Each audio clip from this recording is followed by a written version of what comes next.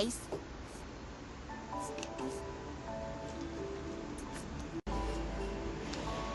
Hi guys! Bumili nga pala ako ng pangkulay sa KV100 Lifestyles. Kasi magkukulay ako ng hair sa Saturday. Ito yung kulay ng hair ko ngayon. Yan. Yan ang kulay ng hair ko. So, kita na yung mga white hair ko. Ay, need ko na kulay ng roots. Yan. Yan ang kulay ng hair ko. So, dati siyang red. Para na siyang ano ngayon? Para siyang naging orange. Or dark brown, gano'n. Ayan yung kulay ng hair ko dati. Pagkatapos, eto yung i-color ko sa hair ko sa Saturday. Sana bumaday sa akin.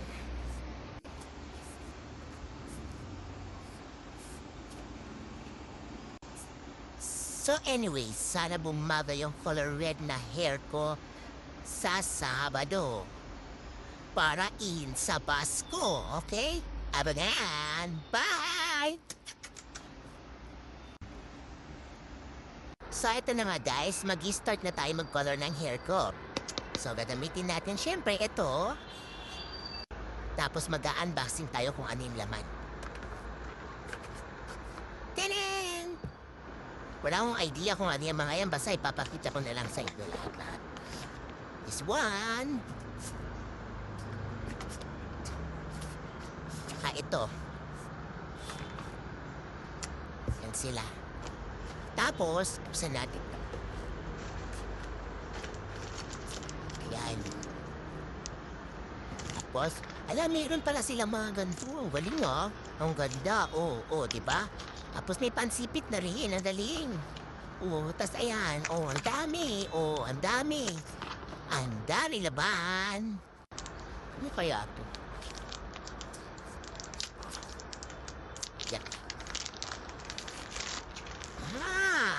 Para hindi ako makulayan. Ay, mali ako. Baliktad. Parang ako, hindi ko na kailangan. Wala. So, mix-mix ko muna sila, ha?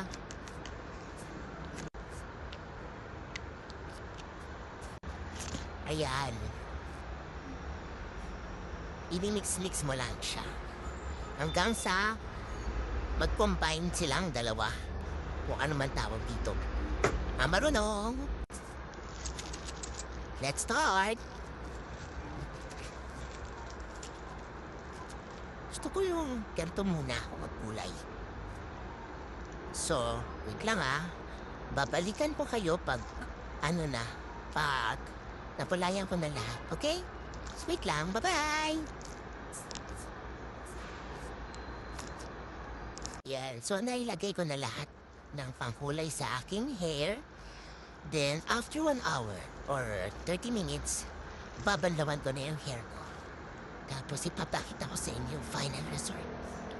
Result ng ganitong kulay kung talagang tatalab siya sa aking buhok or hindi. Bagay ba or hindi? Bahala na kayo humusga. Hindi na nga pala ako nakapaghintay ng Sabado kasi wala naman akong gagawin ngayon kasi wala akong pasok. Kaya nagkulay na ako ng hair. So, later, ipapakita ko sa inyo yung final result.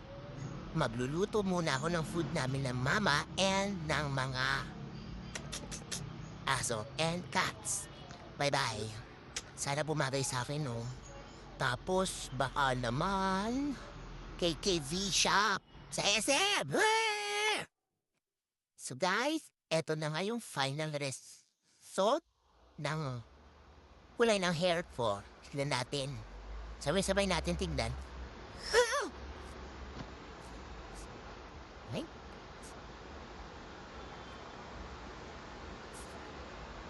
Kumulay ba siya? Tada! Oh my God.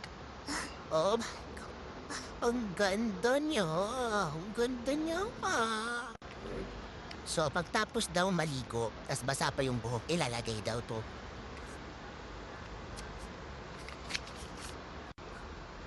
ito siya. Tapos, open natin, syempre. Ay! Yan, nalaglag.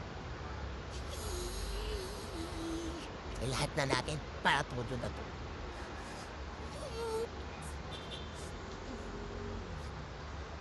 Ano? Mau niya. Imamassage daw yan sa hair. Ganyan. Massage. Massage sa hair. Ganon.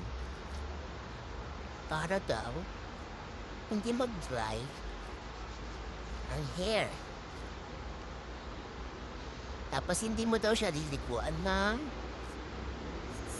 3 days. Ayun na mga kasabihan ng mga parlor. Pero ako, hindi ko kayang hindi maligo ng 3 days sa ulo. Eh matigas ang ulo ko, paliliguan ko siya ulit bukas. Patutuyin lang natin ah. And here's the final result. Kahit nabasa pa siya, halata na yung kulay niya. O diba? Ang ganda! Ang ganda! Ayan, ang ganda ng hair.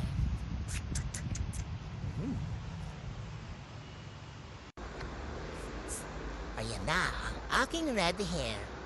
Tugman-tugma sa panahon. Merry Christmas!